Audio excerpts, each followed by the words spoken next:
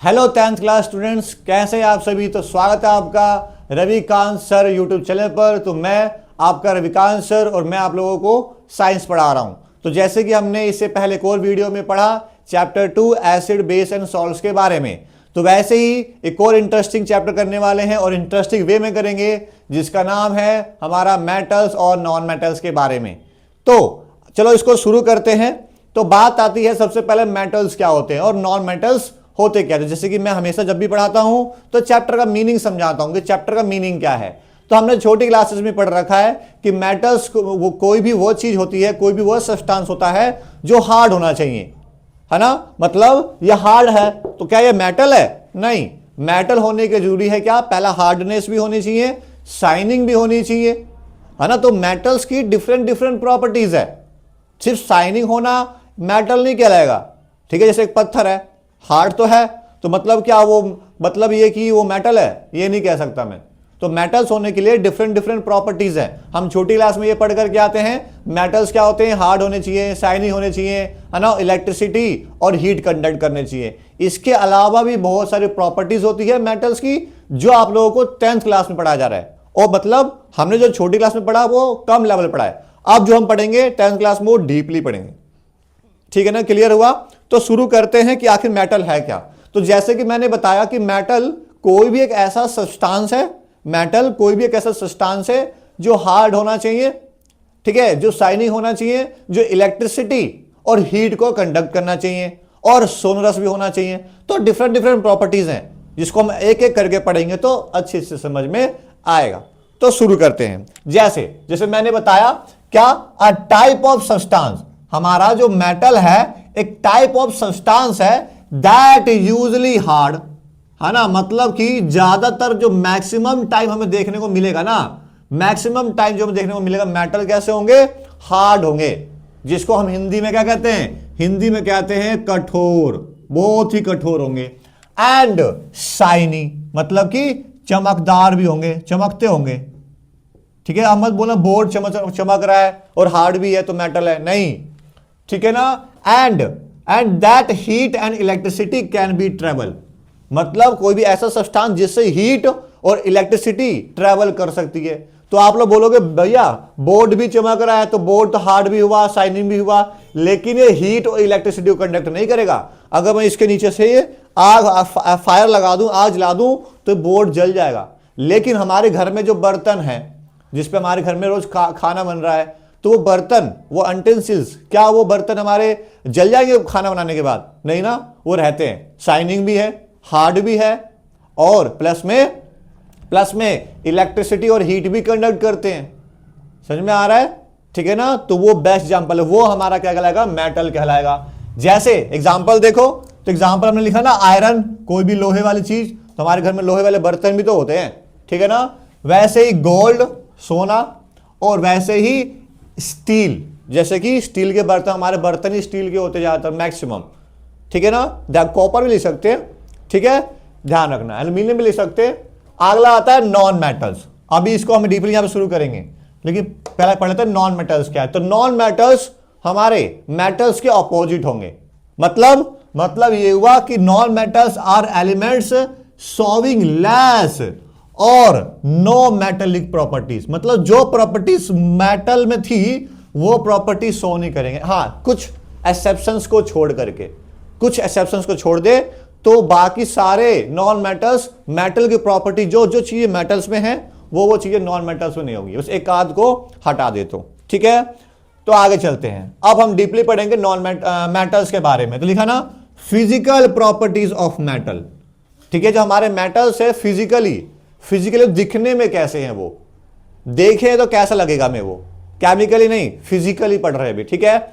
आगे पहला आता है लस्ट्रस। मतलब ये हुआ कि मेटल्स को हम, है ना, मतलब ये कि मेटल जो होते हैं, जैसे बताया मैंने, शाइनी होते हैं। तो लस्ट्रस मतलब है शाइनिंग से। देखा, मेटल्स हैव शाइनी सरफेस, मतलब मेटल्स लूज देयर शाइन। अब मान लो जैसे हमारे घर में बहुत सारे लोहे की चीजें हैं, जब नए खरीद के लाए थे चमक रहा था, लेकिन जब हम उसको ओपन में छोड़ देते हैं, ओपन मतलब जहां पे एयर के टच में भी है, प्लस में वाटर के टच में भी है, मॉइस्चर के भी टच में है, जिससे हो क्या रहा है, उसके ऊपर धीरे धीरे रस्टिंग चढ़ जाती है, और रस्टिंग चढ़ने की वजह से वो थोड़ा थोड़ा उसकी शाइनिंग अपीयरेंस जो थी वो डल पड़ जाएगी, जिससे वो थोड़ा जो चमकता था पहले वो चमकेगा नहीं। जैसे बैक एग्जांपल देखो, ये रहा, ये लोहा ही है, आयरन ही है, तो पहले चमक रहा लेकिन अब नहीं चमक रहा है, बिकॉज ऑफ द ये इसके ऊपर एक लेयर चढ़ गई है ऑक्सीजन की, जिसे हम क्या बोल रहे हैं, जिसे बोलते हैं रस्टिंग का भी नाम देते हैं, ठीक है, जिससे उससे शाइनिंग अपीयरेंस या ब्राइटनेस कम हो जाती है। लिखा ना, metals lose their shine or brightness on the keeping on there in air or for long time, जो लंबे टाइम तक ओपन में छोड़ देंगे, जहां पे मॉइस्चर, वाटर, एयर मिल करके उसको, उस मेटल को खराब कर देते हैं, जैसे कि सिल्वर है ना, और आयरन इसका बेस्ट एग्जांपल है, ठीक है, सिल्वर और आयरन इसका बेस्ट एग्जांपल है, ठीक है। आगे चले, दूसरी प्रॉपर्टी क्या आती है, मेलिएबिलिटी के बारे में। मेलिएबल मतलब क्या है कि उसको हैमर से पीट के क्या कर सकते हैं, उसको हम क्या कर सकते हैं, थिन शीट में कन्वर्ट कर सकते हैं। लिखा है ना, metals are malleable, that is metal can be beaten into thin sheets with hammering without breaking them. अगर मान लो कि मेरे पास कोई भी मेटल है, उस मेटल को पीटता जाऊं तो पीट कर मैं पतला कर लूंगा और वो मेटल टूटेगा भी नहीं। वहीं मैं बोलूं, एक मान लो मेरे पास एक लकड़ी है, लकड़ी को मारते जाऊं, हैमरिंग करते जाऊं तो वो टूट जाएगा, लेकिन मेटल्स चिपटे होते आएंगे, थिन शीट में चल जाएंगे। जैसे आप लोग लंच ले जाने के लिए यूज करते हो ना एल्यूमिनियम फॉइल यूज करते हैं ना हम लोग, वो क्या है, वो बेस्ट एग्जांपल है इसका, ठीक है ना। एल्यूमिनियम फॉइल जो हम रोटी रख कर जाते हैं लेकर गए स्कूल, वो बेस्ट एग्जांपल हमारे लिए। तो इतनी थिन शीट में कैसे किया गया है, तो बाय उसको हैमरिंग के थ्रू। मतलब ये हुआ कि हमारे मेटल्स क्या होते हैं, मेलिएबल होते हैं, उनको हम थिन शीट में कन्वर्ट कर सकते हैं। इसमें बेस्ट एग्जांपल लिया हमने गोल्ड का, है ना। गोल्ड के जो भी ज्वेलरी बना रहे हैं इतना हल्के होते हैं वो, क्योंकि उनको बहुत पतला है ना चिपटा के रहता है, फिर जाके कुछ चीज बना जाती है। वैसे ही silver are the most malleable. Next आता है हार्डनेस। तो मैंने पहला पॉइंट बताया था कि मेटल्स जो भी होते हैं उनमें हार्डनेस होगी, मतलब ये बहुत ज्यादा हार्ड होंगे ही होंगे, वो उनकी प्रॉपर्टीज है मेटल्स की। तो metals are generally hard except sodium and potassium, है ना। अगर मैंने बताया कुछ एक्सेप्शंस होते हैं, अगर इन दोनों एक्सेप्शंस को छोड़ दूं तो हमें सारे या मोस्टली मेटल्स जो मिलेंगे वो कैसे मिलेंगे, हार्ड मिलेंगे, बहुत ज्यादा हार्डनेस उनके अंदर पहले से ही होगी। लेकिन ये बहुत ही सॉफ्ट होते हैं, इतने सॉफ्ट कि इनको हम किसी भी नाइफ मतलब चाकू से ही कट कर सकते हैं, इतने सॉफ्ट होते हैं ये। सोचो, ये कुछ एक्सेप्शंस हैं इसके हमारे मेटल के। समझ में आया ना। लिखा है ना, विच आर सॉफ्ट मेटल्स, है ना, जो सॉफ्ट मेटल्स माने जाते हैं। ठीक है, क्लियर हुआ 3 पॉइंट। आगे चल सकते हैं। नेक्स्ट आता है हमारा फिजिकल प्रॉपर्टीज में मेटल्स का स्टेट, कि किस स्टेट में होते हैं। तो मैंने बताया ना यार, मैंने अभी बताया कि हार्डनेस है तो सॉलिड फॉर्म में ज्यादा होंगे, कुछ एक्सेप्शंस को छोड़कर। देखा, metals are exist in a solid state, हमें सॉलिड स्टेट में पाए जाते हैं, एक्सेप्ट मरकरी, क्योंकि मरकरी कैसा होता है, मरकरी होता है हमारा लिक्विड होता है। कैसा होता है, लिक्विड पाया जाता है, लिक्विड फॉर्म में। समझ में आ रहा है ना। ठीक है, लिक्विड फॉर्म में पाया जाता है। आगे चलते हैं। नेक्स्ट आता है, जैसे एग्जांपल देख लो तो गोल्ड हार्ड होता है, कॉपर हार्ड होता है, एल्यूमिनियम हार्ड होता है। बस मरकरी को हटा देंगे तो क्या बोलेंगे कि भैया mostly metals are solid in state. Next आता है हमारा क्या, डक्टिलिटी के बारे में। अब डक्टिलिटी क्या होता है भैया, तो डक्टिलिटी मतलब यह है कि मेटल्स को अगर हम चाहें तो थिन वायर्स में भी कन्वर्ट कर सकते हैं। थिन वायर में, वायर हमें पता है तारों में जो हमारी वायर होती है, तो वायर के अंदर बहुत ही थिन, मतलब तारों बाहर से तो हमें रबड़ दिखाई देता है, लेकिन उसके अंदर मेटल्स ही तो है जिनको बहुत थिन वायर में कन्वर्ट किया गया है, जहां से electricity one place to another place क्या हो पा रही है ना, पहुंच पा रही है, जिससे कोई भी इलेक्ट्रिक एप्लियंस वर्क कर पा रहा है। ठीक है ना, समझ में आया। तो मतलब बोल सकते हैं कि metals can be drawn into thin wires, उनको हम थिन वायर्स में कन्वर्ट कर सकते हैं, जैसे एग्जाम्पल देखना, एग्जाम्पल क्या है कि 1 ग्राम ऑफ गोल्ड, 1 ग्राम सोने को हम 2 किलोमीटर लंबी वायर बना सकते हैं। ये प्रॉपर्टी है मेटल्स की। तो 2 kilometre long wire can be made from 1 gram of gold. देख रहे हो, सोचो 1 ग्राम गोल्ड से मैं 2 किलोमीटर दूर इतना लंबा स्पेस क्या कर सकता हूं, है ना, कवर कर सकता हूं 1 ग्राम गोल्ड से। मतलब इतनी लंबी वायर बना सकता हूं 1 ग्राम गोल्ड से। समझ में आया क्या? आगे चल सकते हैं, आगे चलते हैं। जैसे एग्जांपल देख लो, कॉपर वायर हम यूज करते हैं ना, कॉपर वायर इलेक्ट्रिकल प्लेन्स में, और वैसे ही एल्यूमिनियम वायर होता है, ठीक है। लेकिन हमें पता है कॉपर बेस्ट कंडक्टर माना जाता है इलेक्ट्रिसिटी का। आगे चलते हैं, नेक्स्ट आता है क्या, conductor of heat and electricity. कौन? तो हमारे मेटल्स। तो हमारे जो भी मेटल्स होंगे उन मेटल्स की एक प्रॉपर्टी ये है कि वो हीट एंड इलेक्ट्रिसिटी कंडक्ट करेंगे। मतलब कि कोई भी मेटल अपने अंदर से, मान लो एक मैं मेटल हूं और ये 2 वायर हैं, तो अगर यहां से करंट आएगा तो मेरे अंदर से गुजर जाएगा, आगे तक चला जाएगा, क्योंकि मैं क्या हूं, मेटल। और मेरी प्रॉपर्टी क्या है, मेरी प्रॉपर्टी यह है कि मैं क्या कर रहा हूं, इलेक्ट्रिसिटी कंडक्ट करता हूं। वैसे ही मान लो कि मैं कोई बर्तन हूं और मैं बर्तन में मेरे से कोई गैस लगा दी, मैं खाना बना रहा हूं मेरे ऊपर, तो मैं जो भी खाना मेरे अंदर बन रहा है मैं बना लूंगा। क्यों हो पा रहा है ऐसा? बिकॉज मैं मेटल हूं, तो मैं जलूंगा नहीं। मैं एक टेम्परेचर को कंट्रोल कर सकता हूं। कितना? जैसे कॉपर का देखना, जैसे कॉपर का मैंने लिखा भी है ना, कॉपर 80185 डिग्री सेल्सियस तक हीट कंट्रोल कर सकता है। मतलब इतना टेम्परेचर दूंगा ना तब जाके मेल्ट होगा, पिघलेगा। कौन? कॉपर। देख रहे हो? तो मतलब ये हुआ कि हमारे जो मेटल्स होते हैं वो अच्छे कंडक्टर हैं, किसके? हमारे हीट के और हमारे इलेक्ट्रिसिटी के, ठीक है। इसीलिए ज्यादातर बताया मैंने, ज्यादातर जो यूज होता है इलेक्ट्रिसिटी में कॉपर, और कॉपर के बर्तन भी अच्छे माने जाते हैं, है ना, ध्यान रखना। लेकिन कुछ एक्सेप्शंस हैं। कौन कौन सी भी है? जैसे लीड, जिसको हम शॉर्ट फॉर्म में पीवी कहते हैं, और दूसरा हमारा mercury, are not good conductor. मतलब मेटल होते हुए भी अच्छे कंडक्टर नहीं होते, ये इसके एक्सेप्शंस हैं, ठीक है। लेकिन अच्छे कंडक्टर कौन से? हीट इलेक्ट्रिसिटी भैया, इन दोनों को छोड़कर, जैसे कॉपर, सिल्वर, आयरन वगैरह वगैरह आप सब लिख दो, इन दोनों को छोड़ करके, ठीक है। नेक्स्ट आता है हाई मेल्टिंग और बॉइलिंग पॉइंट। बताया ना मैंने, मेल्टिंग पॉइंट। भाई कॉपर कब मेल्ट होगा, कितने टेम्परेचर पर? तो 1085 डिग्री सेल्सियस पर। 1085 डिग्री सेल्सियस पर जाके कॉपर मेल्ट होना शुरू होगा। तो मतलब क्या है कि भैया जो हमारे मेटल्स हैं उनकी बॉइलिंग पॉइंट भी हाई है और मेल्टिंग पॉइंट भी हाई है, और बहुत ज्यादा हाई है। हाई नहीं, बहुत ज्यादा है।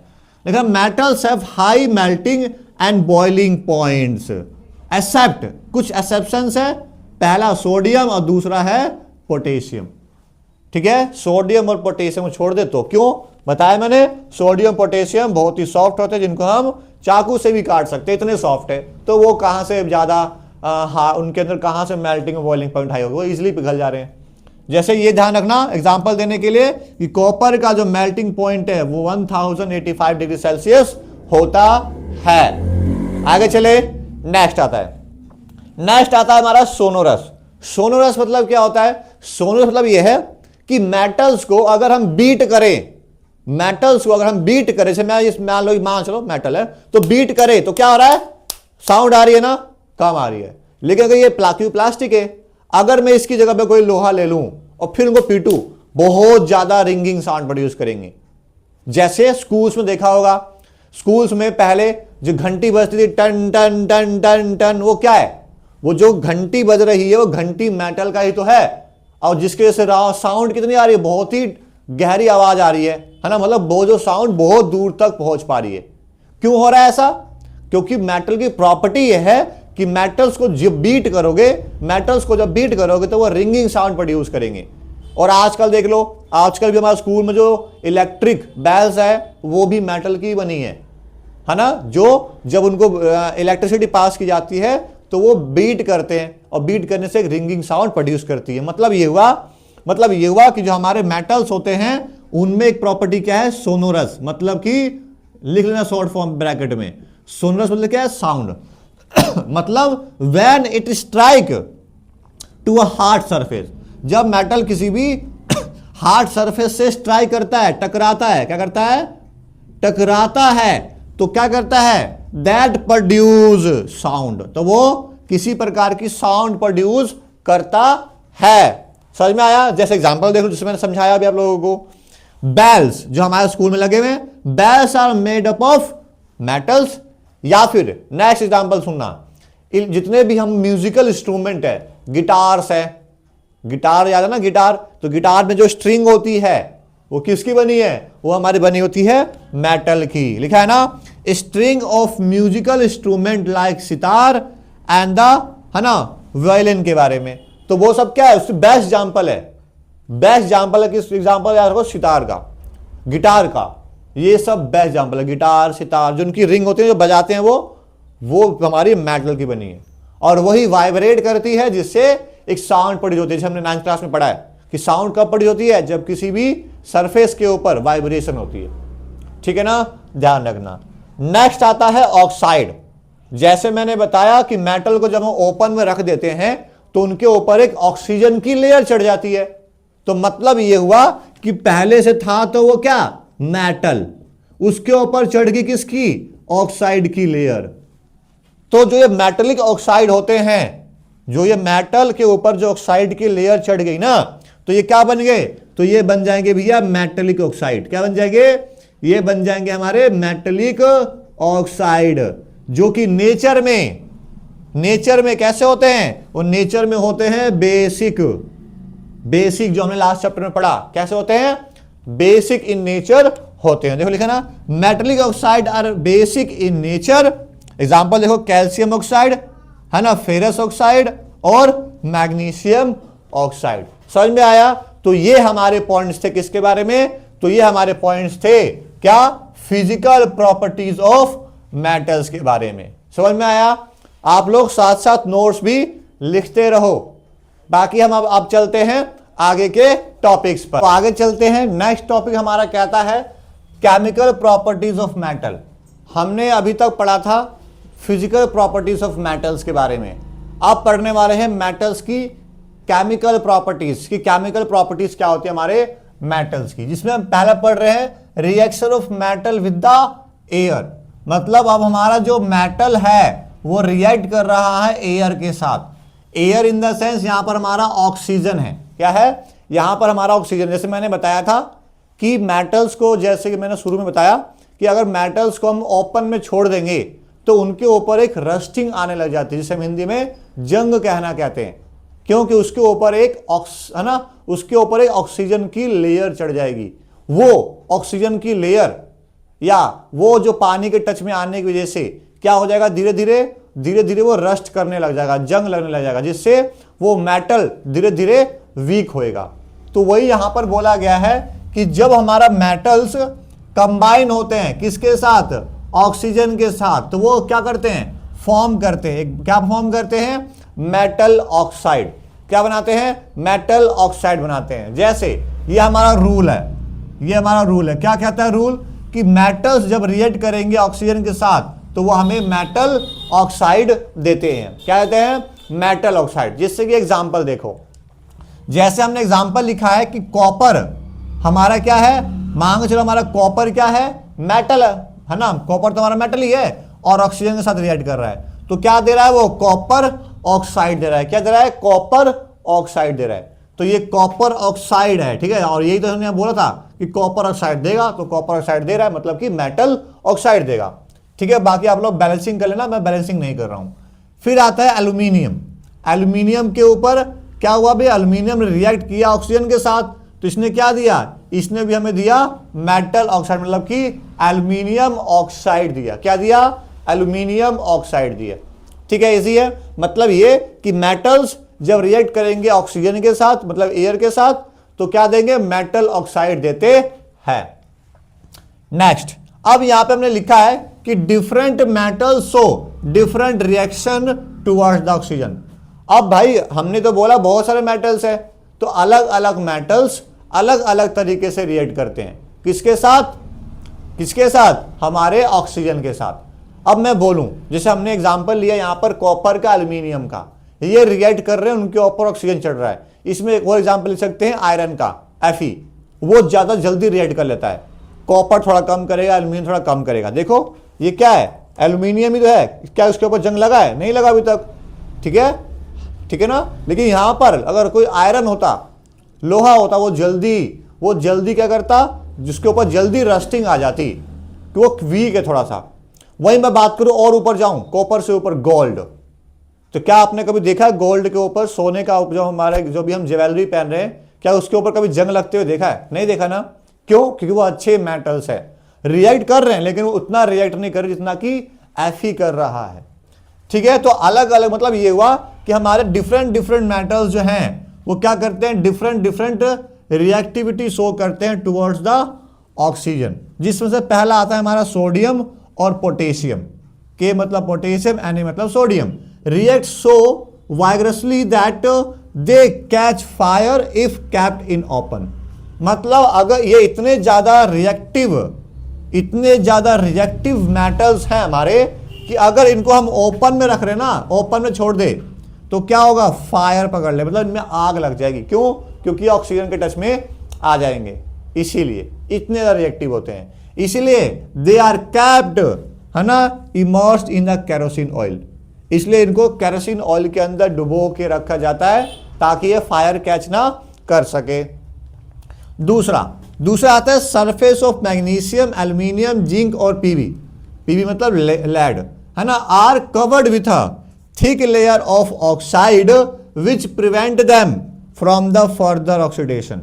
मतलब मैग्नीशियम, एल्यूमिनियम, जिंक और पीबी जो है, जिसको हम लेड कहते हैं, इनके ऊपर अगर ऑक्साइड की चढ़ती है ना, तो वो इनको प्रिवेंट कर रहा है ना, जो ऑक्सीडेशन है वो उनको बचाने का काम कर रहा है फर्दर, मतलब आगे और ऑक्सीडेशन ना हो सके। इसलिए जो पहले जो ऑक्सीजन के लिए चढ़ चुकी है ना, वो उनको बचाएगा। तो देख रहे हो अलग अलग एलिमेंट्स अलग तरीके से रिएक्ट करती हैं, किसके through? Towards the oxygen. Next आता है हमारा Au, गोल्ड, और फिर हमारा आता है सिल्वर।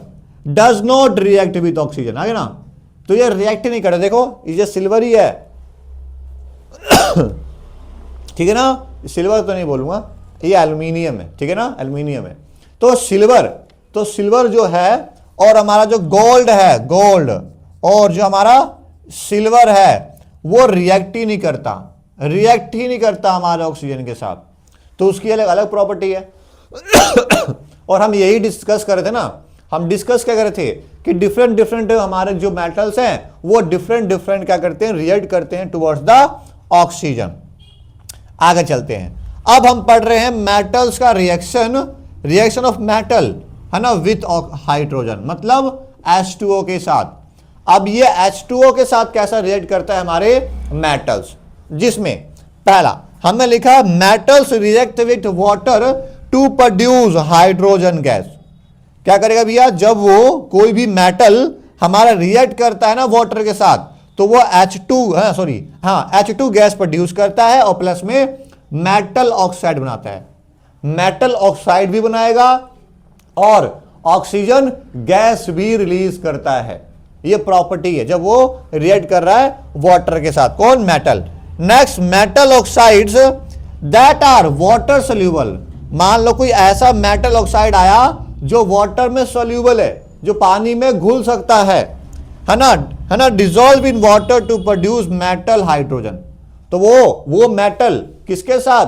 पानी के साथ डिजोल्व होके क्या बना कर देगा? हमें देगा मेटल हाइड्रो ऑक्साइड देगा। क्या देगा? Metal hydroxide. एक एग्जांपल देखो, पहला कि मेटल जब रिएक्ट कर रहा है वाटर के साथ, दूसरा कि जब मेटल ऑक्साइड रिएक्ट कर रहा है किसके साथ? और है ना, वाटर के साथ। देखो ये है मेटल, क्या ये हमारा, ये हो गया हमारा मेटल है, और ये हमारा हो गया वाटर। तो ये हुआ रिएक्शन किसका? तो ये हुआ रिएक्शन मेटल का वाटर के साथ। तो क्या दिया? तो सोडियम और H2O रिएक्ट कर दो, क्या देते हैं? NaOH दे रहे हैं। NaOH क्या है? तो NaOH हमारा हो गया जिसको हम बोल रहे हैं मेटल हाइड्रोक्साइड। है ना, ये वाला एग्जांपल है ना, मेटल हाइड्रोक्साइड हो गया, प्लस में H2 गैस रिलीज हो रही है। फिर क्या बोला था भैया, फिर हमने बोला कि मेटल ऑक्साइड को, मेटल ऑक्साइड ये क्या है, मेटल है, ऑक्सीजन है इसके पास, मतलब कि ये हुआ हमारा metal oxide. Metal oxide react कर रहा है H2O के साथ, तो क्या दे रहा है, तो ये दे रहा है हमको मेटल हाइड्रोक्साइड। क्या दे रहा है, मेटल हाइड्रो ऑक्साइड दे रहा है। क्या दे रहा है, मेटल हाइड्रो ऑक्साइड दे रहा है। ठीक है ना, समझ में आया। आगे चलते हैं, नेक्स्ट आता है हमारा, है ना, नेक्स्ट आता है हमारा reaction of metals, reaction of metals with the acid. Acid के साथ रिएक्ट करेगा हमारा मेटल। क्या करेगा, एसिड के साथ रिएक्ट करेगा हमारा मेटल। तो क्या देता है भैया, तो बोला गया साफ साफ कि जब हमारा मेटल रिएक्ट कर रहा है with the acids to give a salt, क्या देता है हमें, सॉल्ट देता है और हाइड्रोजन गैस मतलब H2 गैस देगा। जैसे कि ये रूल लिखा हुआ है, क्या बोला रूल, मेटल प्लस में एसिड रिएक्ट करते क्या देते हैं, सॉल्ट और H2 देते हैं। एग्जांपल दे देते हैं दो, जैसे कि Fe क्या है हमारा, तो Fe हमारा हो जाएगा मेटल, और HCl क्या है हमारा, HCl हमारा हो गया एसिड। तो क्या दे रहा है, तो यह हमें दे रहा है ना, यह हमें दे रहा है फेरस, है ना, फेरस क्लोराइड FeCl2, है ना, फेरस क्लोराइड बोलते हैं ना, FeCl2 दे रहा है, प्लस में H2 गैस रिलीज कर रहा है। फिर आता है Mg, Mg मतलब क्या, मैग्नीशियम, जो कि मेटल है, रिएक्ट कर रहा है एसिड के साथ, तो क्या दे रहा है, मैग्नीशियम क्लोराइड और प्लस में H2। तो मतलब ये हुआ कि हमारा मेटल्स जब रिएक्ट करेंगे एसिड के साथ तो सॉल्ट देंगे और H2 देंगे, H2 गैस रिलीज करेंगे। ठीक है, next reaction, last reaction, next reaction क्या बोल रहा है, reaction of metal, reaction of metal with the other metal salt, मतलब कि पहले से ही कोई मेटल सॉल्ट है, तो ना अब आप लोग कह सकते हो कि ये भी एक क्या है, ये ही मेटल सॉल्ट, तो मेटल और सॉल्ट है, नहीं इसे नहीं कह सकते, सॉरी ये नहीं, क्या बोला, ये अलग है। क्या बोला, रिएक्शन ऑफ मेटल, मेटल का रिएक्शन हो रहा है अदर मेटल सॉल्ट के साथ, मतलब कि सॉल्ट भी है प्लस में वो मेटल भी है। ठीक है ना, जैसे जैसे एग्जांपल देखो, है ना, पहले पढ़ लेते हैं रिएक्टिव। अब भाई क्या ऐसे होगा, अब होगा कैसे देखो, लिखा ना, reactive metals can displace less reactive from there compound in solution और मोल्टन फॉर्म। अब मतलब क्या है कि जो ज्यादा रिएक्टिव होगा वो कम रिएक्टिव को डिस्प्लेस कर देगा। मतलब नॉर्मल से ये है कि मान लो कोई मेटल ए है, कोई भी मेटल ए, ठीक है ना, मान के चलते हैं मेटल ए यहां पर हमारा Fe है, और मेटल सॉल्ट था कोई जिसका नाम क्या है, कॉपर सल्फेट नाम है, CuSO4, कॉपर सल्फेट, मतलब कि मेटल तो है ही, Cu मेटल है और ये जो क्या है सॉल्ट है, तो सॉल्ट बी मांग चलते हैं, लिखा भी मेटल सॉल्ट बी। तो क्या होगा, तो यहां पर Fe ज्यादा रिएक्टेंट है, कुछ गलत हो गया, कुछ गलत हुआ है इसमें लग रहा है। ठीक है, तो यहां पर गलत ये हुआ था कि Fe है ना, तो यहां पर Fe आना चाहिए था, गलत ये हुआ था। ठीक है, मैंने जेंडन लिख दिया, जिंक लिख दिया था। तो मतलब ये हुआ कि मेटल ए हमारा Fe हुआ और मेटल सॉल्ट जो है हमारा कॉपर सल्फेट हुआ। तो यहां पर Cu तो मेटल है और SO4 सॉल्ट है, तो जब रिएक्ट किया तो क्या हुआ, कॉपर कम रिएक्टेंट है हमारे Fe से, तो Fe ने डिस्प्लेस किया इसको यहां से और जगह ले ली किसकी, Cu की, तो क्या बन गया FeSO4 और कॉपर हमारा अलग हो गया। एक और एग्जांपल, जैसे कि जिंक का है, तो जिंक क्या हो जाएगा हमारा, तो जिंक हो जाएगा हमारा मेटल ए, और कॉपर सल्फेट ये क्या हो जाएगा हमारा, ये हो जाएगा मेटल, है ना, मेटल सॉल्ट बी। बनकर क्या आया, तो भाई यहां पर देख सकते हो कॉपर कम रिएक्टेंट है। ये कैसे याद करोगे कौन सा रिएक्टेंट है, तो रिएक्टिविटी सीरीज करेंगे इसके बाद, रिएक्टिविटी सीरीज करेंगे इसके बाद, तो समझ में आएगा, वहां से डिसाइड होता है। तो जिंक हमारा ऊपर आता है कॉपर से, तो मतलब जिंक ज्यादा रिएक्टेंट है किससे, कॉपर से, तो इसलिए तो इसने इसकी जगह को हटा दिया, तो क्या बन गया जिंक सल्फेट, मतलब कि मेटल सॉल्ट ए बन गया, और कॉपर क्या बच गया हमारा, कॉपर हमारा बच गया मेटल बी। ठीक है, समझ में आया। ठीक है ना, साथ साथ नोट्स भी बनाते रहे, जैसे कि मैं बार बार बोल रहा हूं। ठीक है, बाकी आगे चलते हैं। चैप्टर के अगले टॉपिक पे चलते हैं। नेक्स्ट टॉपिक हमारा आता है जिसका नाम है रीएक्टिविटी सीरीज। रीएक्टिविटी सीरीज जैसे हमने पीछे देखा, पीछे टॉपिक्स में देखा कैसे कोई एक हायर या फिर बोल सकते हो मोस्ट रिएक्टिव, है ना, मोस्ट रिएक्टिव एलिमेंट अपने से लेस रिएक्टिव एलिमेंट को डिस्प्लेस कर पा रहा है। क्यों कर पा रहा था? ऐसा इसलिए कर पा रहा है क्योंकि वो रिएक्टिविटी सीरीज में ऊपर आता है, और जो रिएक्टिव सीरीज में ऊपर होगा वो अपने से लेस रिएक्टिव को उसकी प्लेस से डिस्प्लेस कर देगा। इसीलिए पीछे के एग्जांपल्स में ऐसा हो रहा था। तो जिसमें हमारा आता क्या है, तो रिएक्टिविटी सीरीज में अगर मैं बात करूं, इस एरो के ऊपर जो हैं वो हमारे हाईली रिएक्टिव होते हैं। जिसमें क्या आता है हमारा, जिसमें हमारा आता है पोटेशियम, है ना, sodium, calcium, magnesium, aluminium, zinc और आयरन और लेड आता है। फिर हमारे आते हैं लेस रिएक्टिव। लेस रिएक्टिव क्या है, इसके नीचे के जो है वो लेस रिएक्टिव है, मतलब हाइड्रोजन, कॉपर, है ना, मरकरी, सिल्वर और गोल्ड। ठीक है, ये सारे हमारे क्या हैं, ये सारे हमारे रिएक्टिविटी सीरीज में इसके ऊपर जो है वो हमारे हाईली रिएक्टिव होते हैं और इसके नीचे जो है वो हमारे लेस रिएक्टिव होते हैं।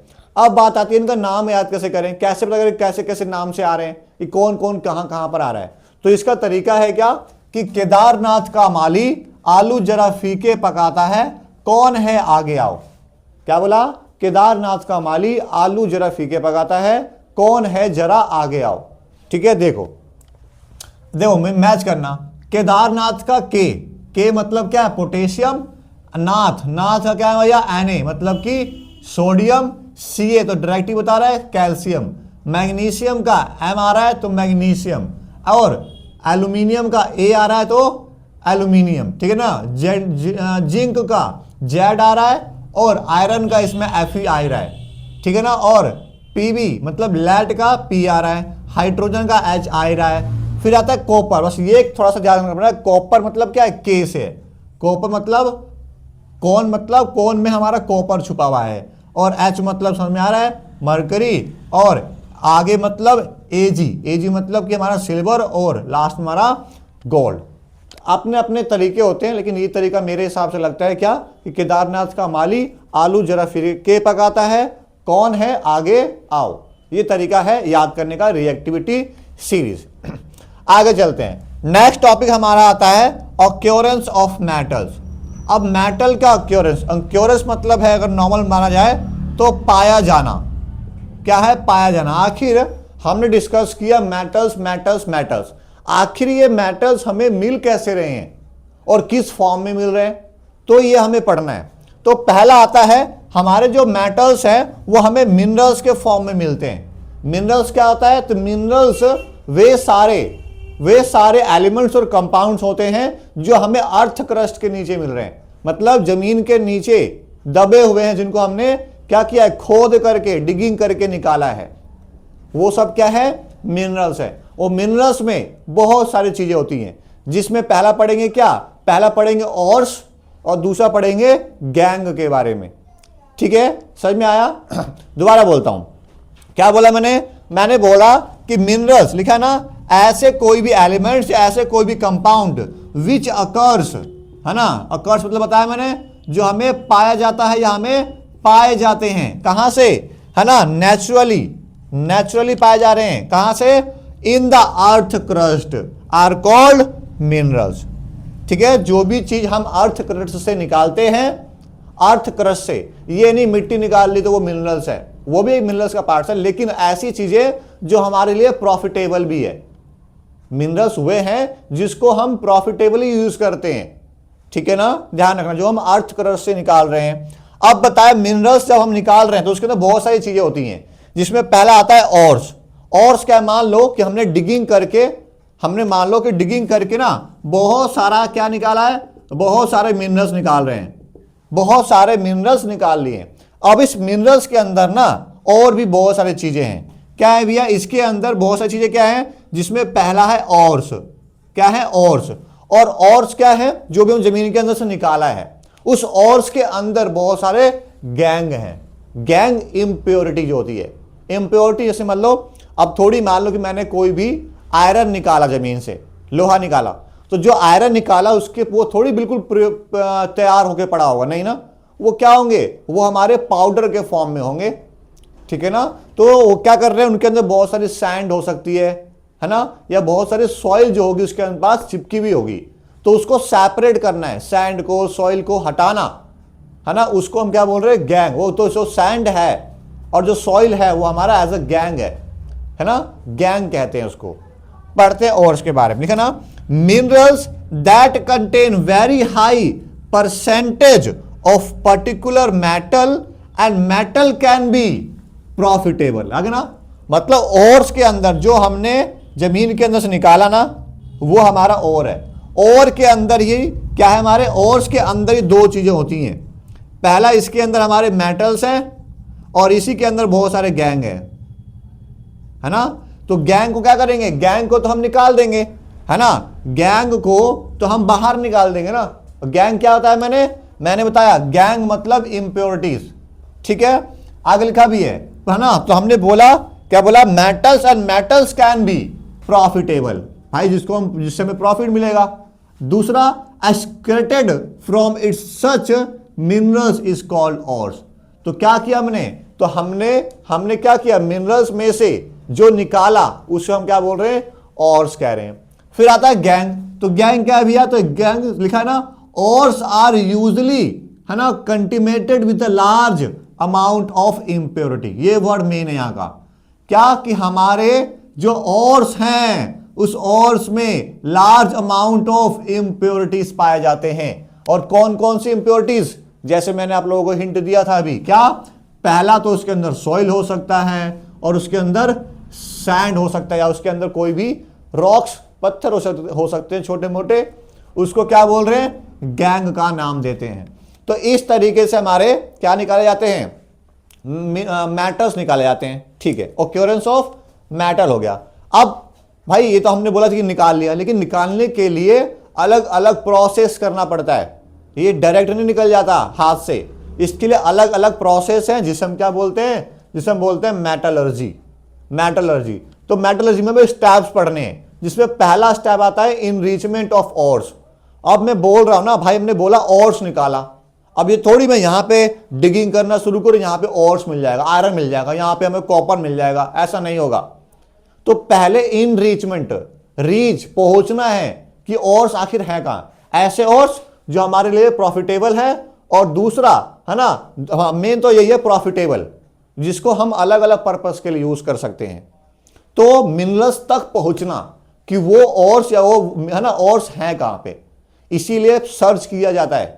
सर्च करते, जब मूवी दिखाते हो कि वो एक, है ना, क्या बोलते हैं, ट्रेसिंग मशीन लेकर के चल रहे होते हैं, जिससे वो एस्टेट कर पाते हैं कि कहां पे मिनरल्स है और कहां पे मिनरल्स नहीं है। तो पहले इनरिचमेंट ऑफ ओर्स तक पहुंचना है कि ओर्स कहां है कहां नहीं है, ठीक है। तो पहला स्टेप क्या बोल रहा है, it is the process of removing gang from the ores. तो जो हमें ओर्स मिल गया है, ओर्स में से क्या हटाना, गैंग। और मैंने बताया गैंग में क्या हो सकते हैं, या तो सैंड हो सकता है या तो सॉइल हो सकता है। तो इस, है ना, तो उस ओर्स में से इस सैंड और सॉइल को रिमूव करेंगे, पहला प्रोसेस है। दूसरा है, इसके लिए क्या प्रोसेस, के लिए अलग अलग टेक्निक्स और मेथड्स भी हैं सैंड और सॉइल को हटाने के लिए। थोड़ी आप लोग हाथ से हटाने लग जाओगे, नहीं होगा, बहुत लार्ज क्वांटिटी में ओर्स पाए जाएंगे ना, तो हाथ से थोड़ी उठाएंगे। तो अलग अलग टेक्निक्स है, मशीन्स का यूज करते हैं, जिसमें पहला आता है, उसको बोलते हैं हाइड्रोलिक वॉशिंग। क्या बोलते हैं, हाइड्रोलिक वॉशिंग। दूसरा आता है मैग्नेटिक सेपरेशन। क्या, मैग्नेटिक सेपरेशन। मैग्नेट पता है ना, मेटल्स अट्रैक्ट करते हैं मैग्नेट को, तो वो मैग्नेट का भी यूज करते हैं। और लास्ट तीसरा, केमिकल सेपरेशन। केमिकल, है ना, केमिकल मेथड के थ्रू भी क्या करते हैं, इन ओर्स में से गैंग को हटाया जाता है, मतलब सैंड और सॉइल को रिमूव किया जाता है। नेक्स्ट आता है स्टेप 2, क्या, एक्सट्रैक्शन ऑफ मेटल, है ना। अब एक्सट्रैक्शन ऑफ मेटल जो, मतलब जो ओर्स है, उस ओर्स में से सैंड और सॉइल तो हटा दिया, लेकिन अब उसके अंदर से जो भी और भी इंप्योरिटीज है उसको भी हटाना पड़ेगा। पहला क्या है, obtaining metals low in the reactivity series, मतलब कि इनकी बात कर रहा, इनके नीचे की, है ना, जैसे हाइड्रोजन, कॉपर, है ना, मरकरी, सिल्वर और गोल्ड। तो जो रिएक्टिविटी सीरीज में क्या आते हैं भैया, लो होते हैं, उनको कैसे ऑब्टेन किया जाता है, मतलब निकाला जाता है। तो पहला बोल भी रहा है, metals low in the reactivity series are very unreactive. है ना। जैसे बात है कि भैया ये जो इसके हाइड्रोजन से नीचे जो भी है ना, ये बहुत ही लेस रिएक्टिव होते हैं, मतलब बहुत ही अनरिएक्टिव भी होते हैं, जिसके वजह से क्या होता है, अगर इन मेटल्स के ऊपर ऑक्साइड की लेयर चढ़ भी गई ना, ऑक्साइड की लेयर चढ़ भी गई, तो उनको हम जस्ट हीट करके, जस्ट प्रोवाइडिंग हीट, हम क्या कर सकते हैं, उनको ऑक्साइड को अलग कर सकते हैं। लिखा है ना, the oxide of these metals can be reduce, है ना, to metals by the heating alone. Just heat, हमने लाभ में पढ़ा, पिछले टॉपिक में पढ़ा कि मेटल्स के ऊपर ऑक्सीजन की लेयर चढ़ जाती है, जो हमारे मेटल्स को क्या करता है, धीरे धीरे रस्टिंग की ओर लेकर जाता है, मतलब हमारा मेटल धीरे धीरे वीक होने लग जाता है। तो बोल रहे अगर मेटल्स पे ऑक्साइड मतलब ऑक्सीजन की लेयर, है ना, अगर ऑक्सीजन की लेयर चढ़ भी जाती है तो उसको रिड्यूस कर सकते हैं, हटा सकते हैं, कैसे, जस्ट हीटिंग अलोन। अब देखते हैं एग्जांपल। देखो जैसे HGO है, HGO के ऊपर क्या था, ऑक्सीजन की लेयर थी, है ना, या फिर इसको हटाओ, ये नहीं आना चाहिए, ठीक है ना, है ना, पहले से ही Hg पे ऑक्सीजन की लेयर है, जस्ट हमने हीट दिया तो क्या बन गया, Hg अलग हो जाएगा और ऑक्सीजन अलग हो जाएगा। क्या आ जाएगा, ऑक्सीजन अलग हो जाएगा। दूसरा अब है कॉपर, है ना, कॉपर ऑक्साइड है CuO, कॉपर ऑक्साइड के ऊपर, इसे हमें मतलब नहीं है, इसका हमें मतलब नहीं है, हमें इसे देखना है। तो कॉपर के ऊपर ऑक्सीजन की लेयर है, तो हमने क्या किया, जस्ट हीट दिया, क्या हो गया, कॉपर अलग हो गया और हमारा SO2 गैस अलग निकल गया। तो मेन हमारा किससे मतलब है, इससे। तो कॉपर के ऊपर ऑक्सीजन की लेयर थी, जो हमने हीट देकर क्या कर दिया, हटा दिया, तो कॉपर क्या बच गया, हमारा अलोन बच गया। तो कॉपर अकेला बच गया, मतलब क्या है कि कॉपर अब खराब नहीं होगा। तो ये कौन है जो रिएक्टिविटी सीरीज में नीचे आ रहे थे, और देखो कॉपर हमारा आ रहा है इसके नीचे, मैंने समझाया था इसके नीचे कॉपर ये रहा, ठीक है ना, समझ में आया। आगे चलते, जैसे कि हम पढ़ रहे थे स्टेप 2 एक्सट्रैक्शन ऑफ मेटल, जिसमें हमने अभी तक पढ़ लिया लो रिएक्टिविटी सीरीज में लो होते हैं उनको कैसे ऑब्टेन किया जाता है, उन मेटल्स को कैसे ऑब्टेन किया जाता है। अब हम पढ़ने वाले हैं वो मेटल्स जो रिएक्टिविटी सीरीज में मिडल में आते हैं, बीचों बीच आते हैं, उनको उनमें से मतलब उन ओर्स में से किस तरीके से मेटल्स को एक्सट्रैक्ट किया जाता है, निकाला जाता है, ठीक है ना। देखो लिखा है ना, obtaining metals middle in the reactivity series. तो लिखा है these metals usually present in the sulphide और कार्बोनेट, मतलब ये हमारे जो मेटल्स होते हैं या तो वो कार्बोनेट के फॉर्म में पाए जाएंगे या फिर हमें वो सल्फाइड के फॉर्म में पाए जाते हैं। और जैसे मैंने बताया कि ये मिडल में आ रहे हैं, मतलब कि रिएक्टिविटी सीरीज में बीचों बीच आ रहे हैं, तो ना ही ज्यादा रिएक्टेंट है ना ही कम रिएक्टेंट है, बीच के हैं। तो इनको ऑब्टेन करने के लिए हम क्या करते हैं, है ना, इनके लिए हम एक तरीका अपनाते हैं रोस्टिंग और कैंसिलेशन, जिसमें बोला भी गया it is easier to obtain from, है ना, मेटल फ्रॉम देयर ऑक्साइड। तो उनके ऑक्साइड में से मेटल को हम इजीली क्या कर सकते हैं, इजीली एक्सट्रैक्ट कर सकते हैं। जैसे पहले लिखा metal from the sulphide ores, sulphide ore से कैसे निकालेंगे किसको, हमारे मेटल्स को। तो पहला आता है रोस्टिंग। रोस्टिंग में समझ में आ रहा होगा कोई चीज गर्म करने से है, किसी चीज को हीट देंगे तो क्या होगा, वो रोस्टिंग कहलाता है यहां पर, ठीक है।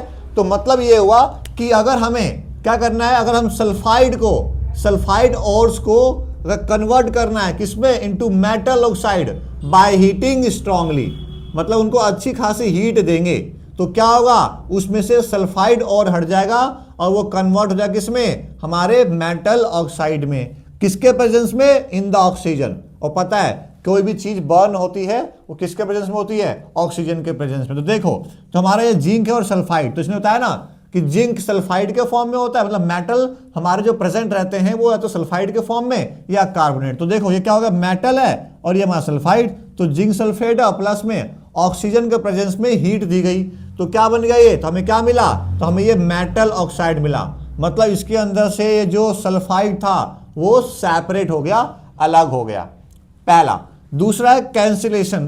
कैंसिलेशन क्या है भैया, तो कैंसिलेशन में आता है हमारा कार्बोनेट वाला, ठीक है ना। कार्बोनेट को कैसे अलग करेंगे, तो the carbonate ores are change into oxide. तो कार्बोनेट को भी हम चेंज कर रहे हैं ऑक्साइड में, कब, हीट करके, हीटिंग इन द अब्सेंस और लिमिटेड ऑक्सीजन।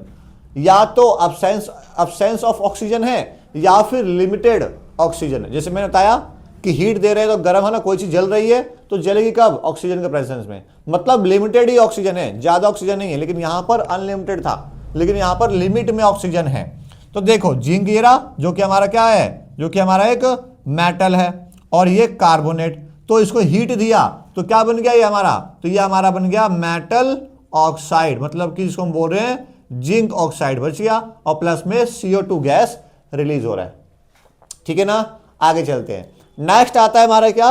नेक्स्ट आता है obtaining metal top in the reactivity series, मतलब जो हमारे रिएक्टिविटी सीरीज में टॉप में आते हैं, टॉप में सबसे ऊपर, याद आ रहा कुछ? ठीक है, ध्यान रखना। These metals are highly reactive, बताया हाईली रिएक्टिव है, दीज आर, है ना, नॉट रिड्यूस्ड, इनको हम इजिली रिड्यूस नहीं कर सकते, किससे? किसी भी रिड्यूसिंग एजेंट का यूज करके, क्योंकि बहुत ही रिएक्टिव है ना, रिएक्टिव है, तो उनको अलग कर पाना में बहुत सारी प्रॉब्लम क्रिएट होती है। जैसे these metals are extracted by the electrolytic reduction, तो इनके लिए मतलब कि जो हाईली रिएक्टिव होते हैं, टॉप में होते हैं, उनको अगर उनको क्या करना है, उन मेटल्स को ऑब्टेन करना है, किसमें से? ओर्स में से, तो उसके लिए एक प्रोसेस अपनाते हैं जिसका नाम है इलेक्ट्रोलाइटिक रिडक्शन। रिडक्शन है, क्या है? रिडक्शन, ध्यान रखना। From their molten state, molten समझते होगे, लिक्विड स्टेट को ही कहते हैं, पिघला करके। अब एग्जांपल देखो कैसे किया जाता है, तो देखो ना, extraction of Na from the NaCl। NaCl पता आपको कहता है, हमारा NaCl एक सॉल्ट है, पता है ना, NaCl एक सॉल्ट है। अगर ये नहीं पता है NaCl सॉल्ट के बारे में, तो हमने पिछला चैप्टर किया, सेकेंड चैप्टर है ना, जिसके एसिड बेस एंड सॉल्ट्स के बारे में, तो आप लोग वो चैप्टर्स देख सकते हो, लिंक मैं डिस्क्रिप्शन में डाल दूंगा। नेक्स्ट आता है हमारा क्या? तो हमारा एक्सट्रैक्शन ऑफ Na हमने किया कहां से? NaCl में से। वो कैसे किया भैया? तो कैथोड, कैथोड क्या होता है? माइनस का, ठीक है ना, कैथोड होता है माइनस का, तो वहां पर हमारा क्या डिपॉजिट हो रहा है? तो वहां पे हमारा Na डिपॉजिट हो जाएगा, कैथोड पे Na डिपॉजिट हो जाएगा, क्योंकि देखो Ca क्या है? कैथोड होता है माइनस का, और Na होता है प्लस में, तो प्लस वाला नेगेटिव तरफ तो आएगा, और एनोड, एनोड होता है हमारा प्लस का, तो Cl माइनस का है, तो Cl कहां अट्रैक्ट होगा? प्लस की तरफ। तो मतलब कि अगर मैं दिखाने की कोशिश करूं तो देखो ये रहा हमारा कैथोड, ये रहा हमारा एनोड, ठीक है ना, मतलब कि ये हमारा प्लस का है और ये हमारा माइनस का है। तो यहां पर अगर मैं नॉर्मल समझाऊं, ये है ना इलेक्ट्रोलाइसिस प्रोसेस ही है, तो यहां पर क्या होगा? यहां पे हमारा Na यहां डिपॉजिट हो जाएगा, Na यहां इकट्ठा होगा, और Cl हमारा इस साइड इकट्ठा हो जाएगा। इस तरीके से हमने क्या किया? इस तरीके से हमने हाई रिएक्टेंट मेटल्स को, है ना, एक्सक्रेट किया, किससे?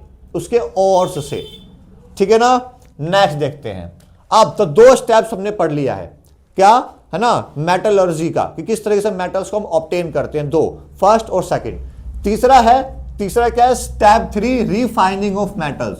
मेटल्स को रिफाइनिंग करने के बारे में पढ़ रहे हैं, ठीक है। अब है क्या रिफाइनिंग? क्या कहता है?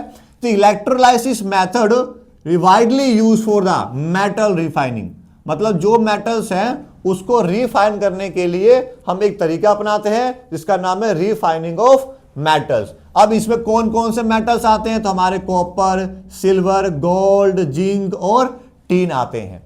समझ में आया? तो ये 3 मेथड थे जिसके थ्रू हम क्या कर सकते हैं, जिसके थ्रू हम हमारे ओर्स में से मेटल्स को निकालते हैं। और याद आ रहा है ओर्स क्या था? ओर्स हुए थे जिसके अंदर हमारे क्या थे? जिसके अंदर हमारे मेटल्स भी थे, जिसके अंदर हमारे गैंग मतलब इंप्योरिटीज दोनों मिक्स थे। तो उससे हमने मेटल को ऑब्टेन कर लिया, ठीक है। अब हम उसका यूज कर सकते हैं। फिर बात आती है इलेक्ट्रोलाइसिस प्रोसेस है क्या? क्या है? इलेक्ट्रोलाइसिस प्रोसेस है क्या, हमें ये पढ़ना है यहां पर।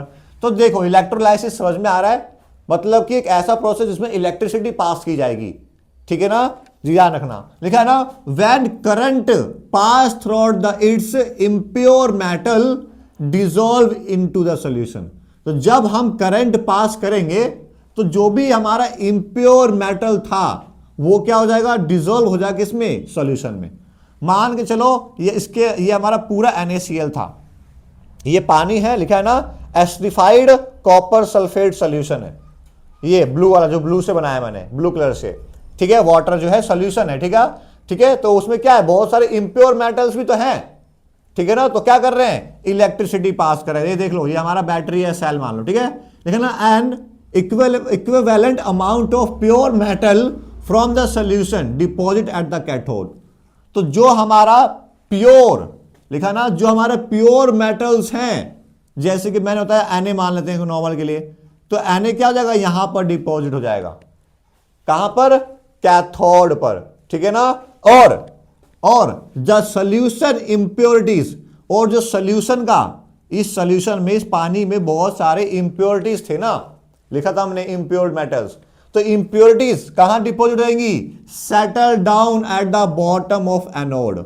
ये एनोड ये रहा हमारा, तो एनोड के देखो ये बॉटम है ना, ये सारा इकट्ठा हुआ है, देखा ना, इम्प्योरिटीज, जिसको हम क्या बोलते हैं, जिसको एनोड मड के नाम से भी जानते हैं। लिख लेना, आप लोगों के एमसीक्यू के लिए इंपॉर्टेंट है। क्या ये एमसीक्यू के लिए इंपॉर्टेंट पॉइंट होता है कि एनोड मड क्या होता है।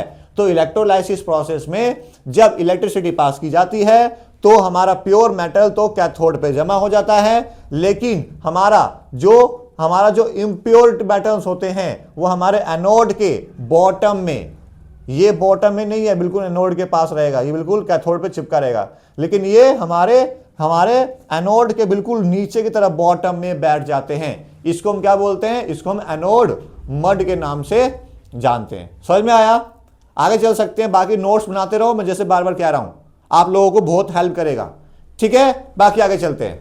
तो हमारा नेक्स्ट टॉपिक है आज का, जो कि हमारा है कोरोजन के बारे में। जैसे कि हमने डिस्कस किया कि जो हमारे मेटल्स होते हैं, जब वो एयर के कांटेक्ट में आते हैं, या फिर मॉइस्चर के कांटेक्ट में आते हैं, या फिर वाटर के कांटेक्ट में आते हैं, तो उनके ऊपर एक लेयर चढ़ जाती है, जिसको हम क्या बोल रहे हैं, जिसको हम यहाँ पर हम कोरोजन के नाम से जान रहे हैं।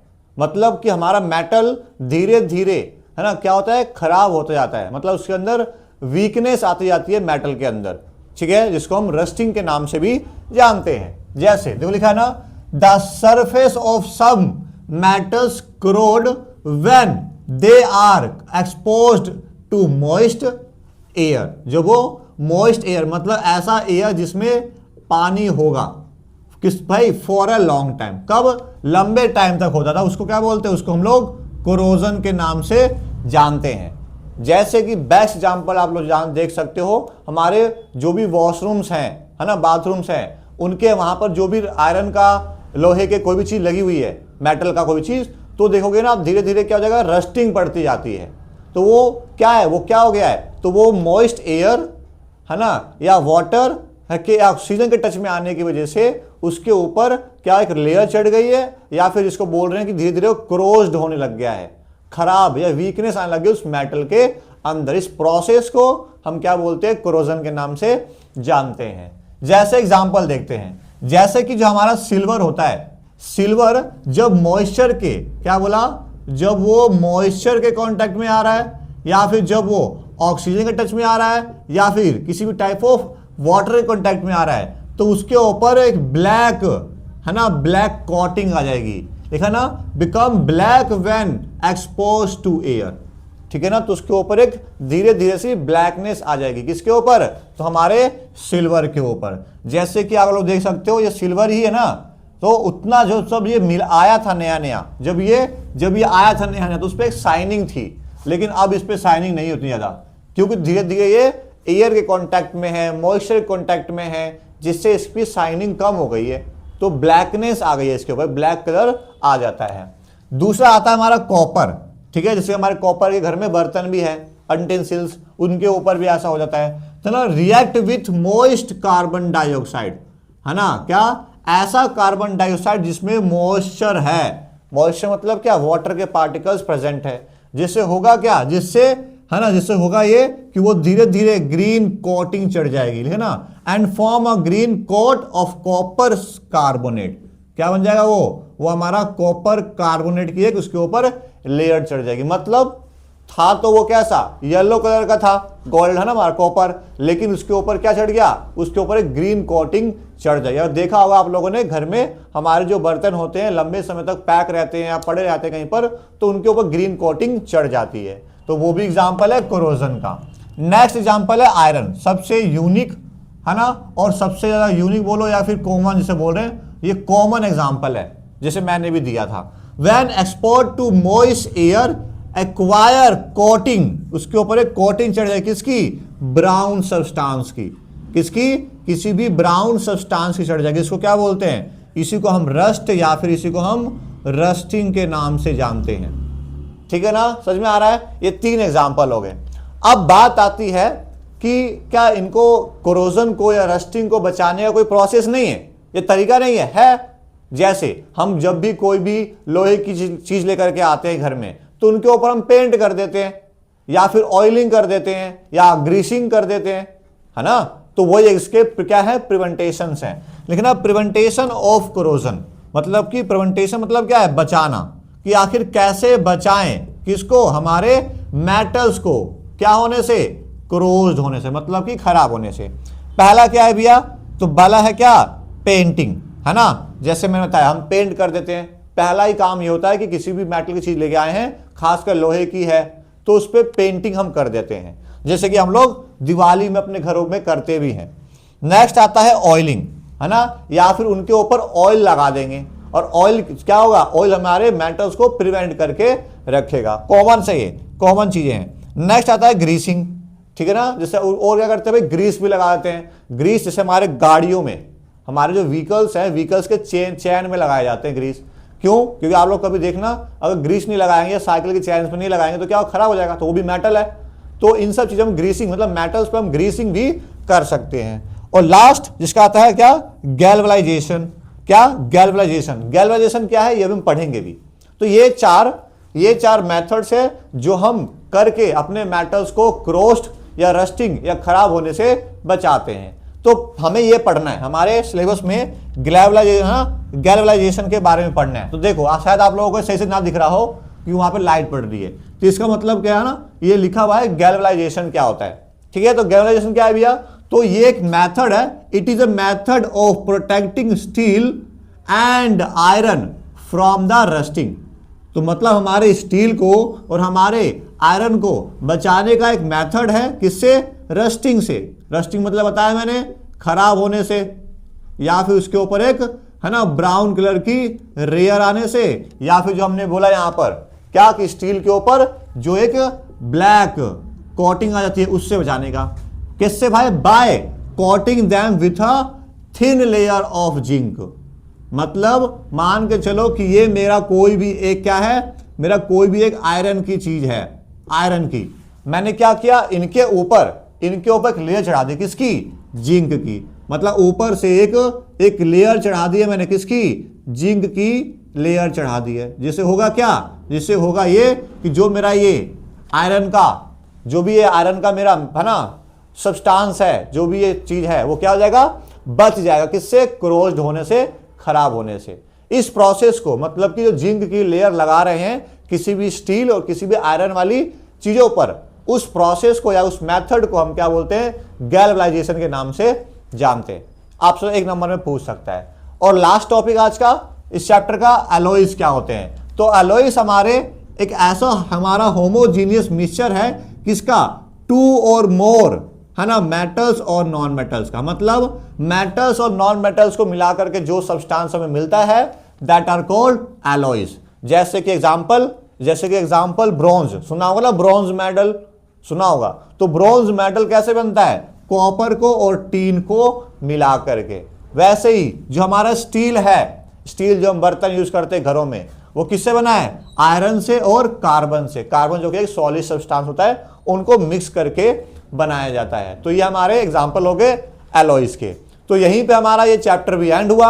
उम्मीद करता हूं आप लोगों को चैप्टर समझ में आया होगा।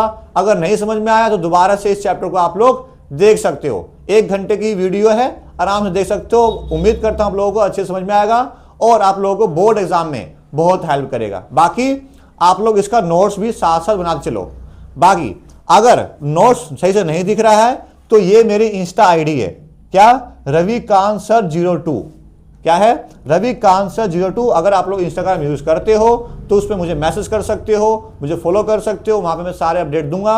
अगर मैसेज करोगे तो मैं आपको नोट्स, है ना, नोट्स को मैं आपको फोटो के फॉर्म में भेज दूंगा। लेकिन ज्यादातर उम्मीद करो यहीं से लिखने की कोशिश करो, कि यहीं से लिख लो, ज़्यादा बेटर रहेगा। बट स्टिल कोई प्रॉब्लम आ रही है, नया दिख रहा हो तो इस पर मैसेज कर सकते हो, अगर आप इंस्टाग्राम यूज़ करते हो तो। नहीं करते कोई दिक्कत नहीं है, यहीं से करो, ठीक है। बाकी जब तक के लिए धन्यवाद, मिलते हैं नेक्स्ट व्लॉग में। तो चैनल को सब्सक्राइब करना, लाइक करना मत भूलना, और वीडियो को अपने क्लासमेट्स के साथ भी जरूर शेयर करो, ताकि है ना वीडियो मेरी आगे भी पहुंच सके, ताकि मैं भी मोटिवेट हो सकूं और आपके दोस्तों की भी सहायता हो सके। मिलते हैं जब तक के लिए, बाय बच्चों।